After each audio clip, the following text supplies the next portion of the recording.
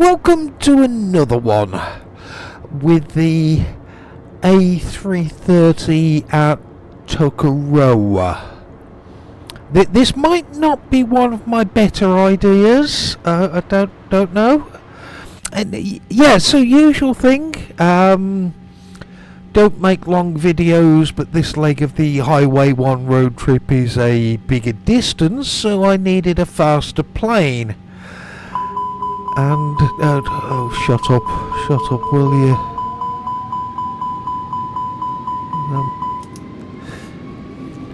Yeah, faster plane. This one is quite powerful, so you never know. We could get airborne in time before we run out of runway. Maybe. It is quite flat if we do overrun by just a tiny amount, 1 or 2 feet. That could still be okay. Right, stick back. I'm fully rotating, but we're not rotating, are we? Okay, this is yeah. That nobody liked that fence anyway, or that fence. Neither of those fences were.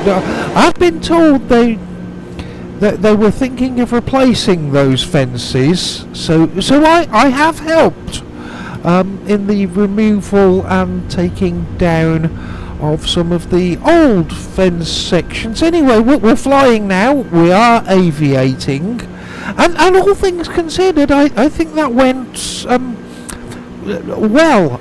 Yeah, let's hand fly an Airbus A330 to Hamilton following Highway 1. Yeah, so the first place of note we're going to come to, as I do like to give you the full tour guide experience on these flights, is a town called Putaruru, and I want to move there. Now, I mean, just look. Cheese tasting and coffee all in one shop. Cheese tasting and also coffee. While you're tasting the cheese, you can have coffee. If I made a list of my favourite 7.5 things ever, both tasting cheese and drinking coffee would be on that list. And there, they let you do both together. I love it. And what? Crap, hold on.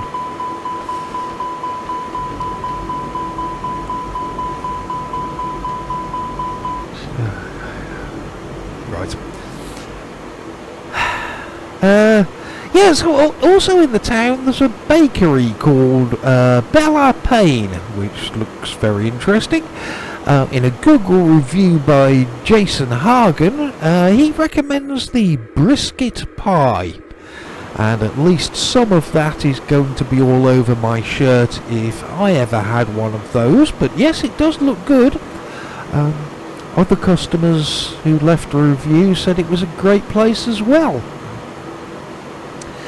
But for other food, we also have the Hello India restaurant, the Star of India, and also one called Great Flavours of India.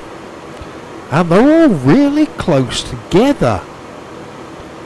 In fact, the first two are close enough where they could throw naan breads at each other. This is a town that obviously likes a good curry, as I do occasionally as well.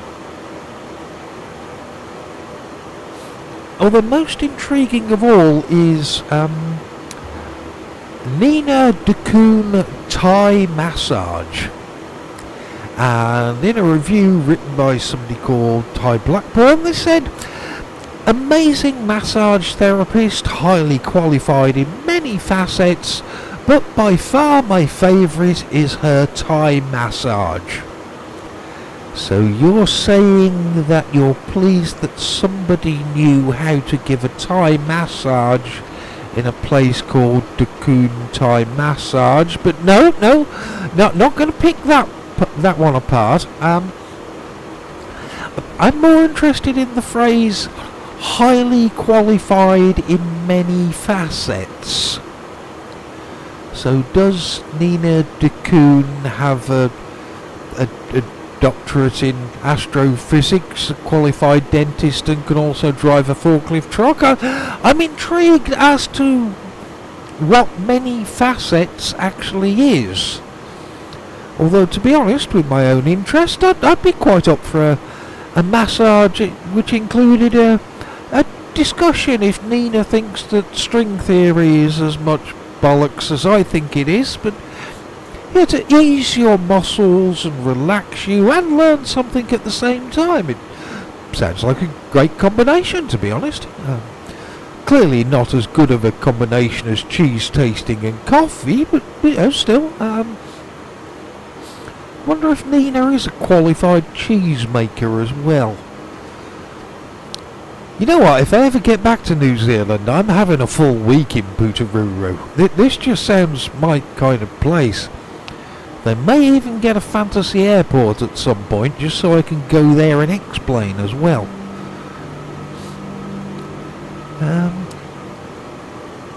So next up, the last town before we get to Hamilton is a town called Cambridge.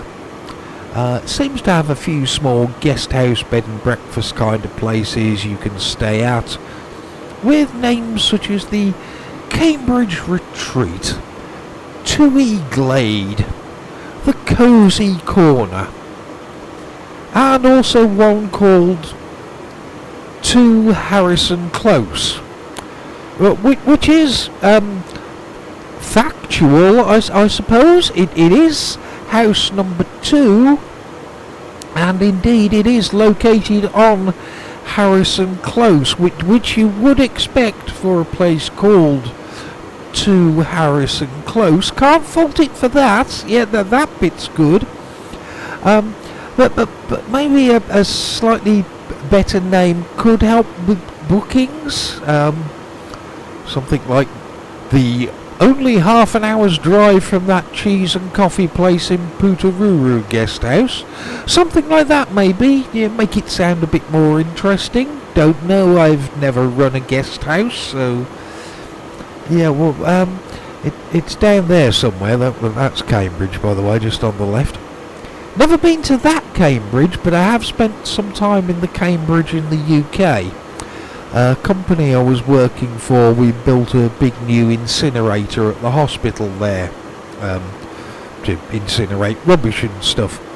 And when I'm say big, if you think a 3-storey house, 20 bedrooms, yeah, it's that kind of size. This incinerator is large. And to be honest, it was more a major repair to the incinerator, which was effectively a complete tear down of everything and put it back together again from scratch. After somebody accidentally put a large gas bottle into the incinerator, which blew the entire roof off it when it exploded, that must have been fun. Not sure if that person remained working there after the incident. Yeah, so, Hamilton Airfield, it's somewhere over to the left.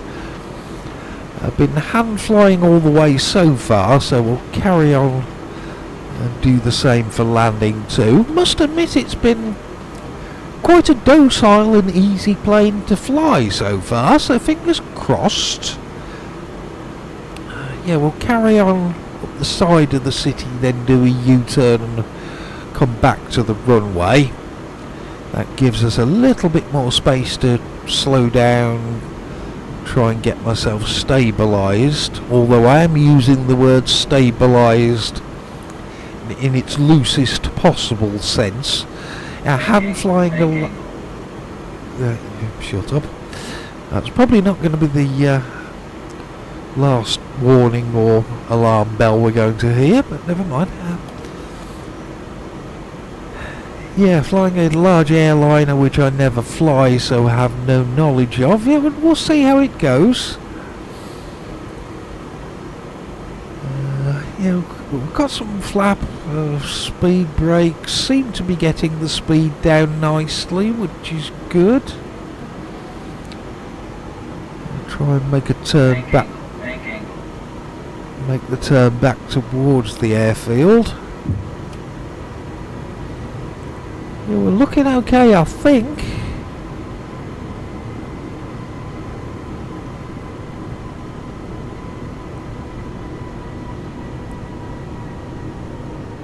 Slow turn and runway should come into sight. I think we might be overshooting it a little bit. Okay, what the crap? Okay, thrust is increasing. That's not me. Oh God! Why are the engines on full power? That's not me doing that. Is this one of these Airbus idiot-proof control things? Self-protection. Oh God. Right, how do we turn this off? Can we turn this off? This is not what I want. Yeah, auto throttle. That's it.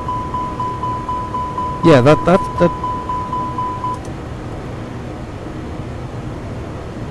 it. The plane decided to engage the auto throttle whether I wanted to or not. For Christ's sake, Airbus.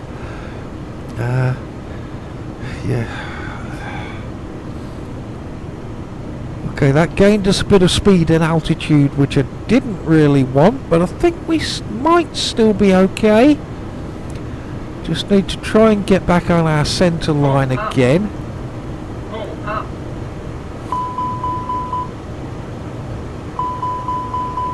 Yeah, we shot up.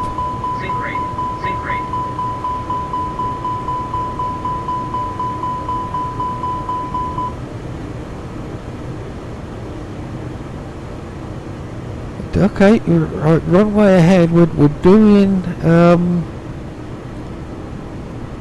We might not be too bad actually. We could have rescued this, I think. Seem to be roughly on the centre line again. Yeah, back to where we want to be and where we would have been if the Airbus built-in nanny hadn't taken control of the engines. We've got flaps, we've got wheels, something like the correct sort of altitude. I can deal with that even though we probably are a little high, I think. 400. Yeah, I think we might be okay. This Speed. what the no. Speed. You've turned the engines back on again, haven't you? I don't want no thrust. Oh crap, we're now too high again. Get down. This is going to be a bit of a bang.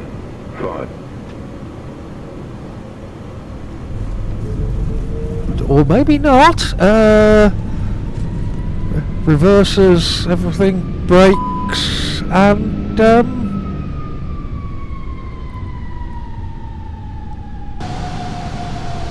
you know what? I don't think that was too bad actually.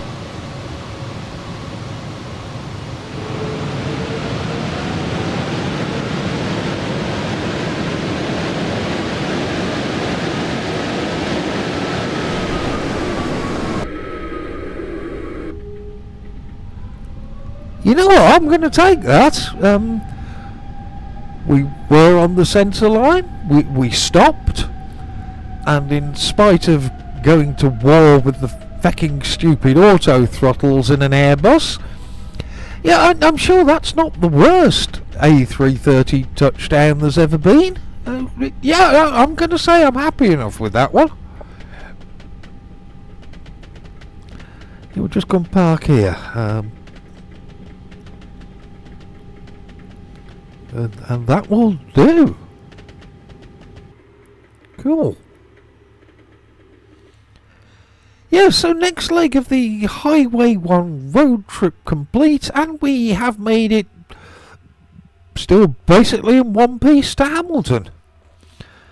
And now I'm going for some cheese and a coffee. I'll see you again soon.